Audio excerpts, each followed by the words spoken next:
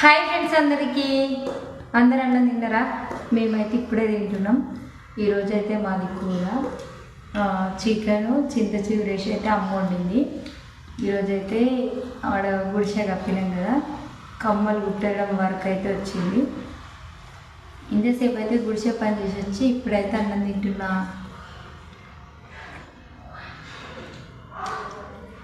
చిన్న కూర్చొని అయితే తింటున్నాం. మీరందరూ తిన్నారా లేదో కామెంట్ పెట్టండి.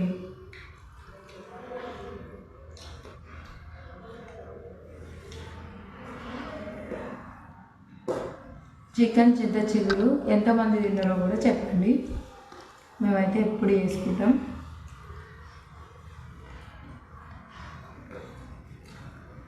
సూపర్ ఉంది, బాగుంది.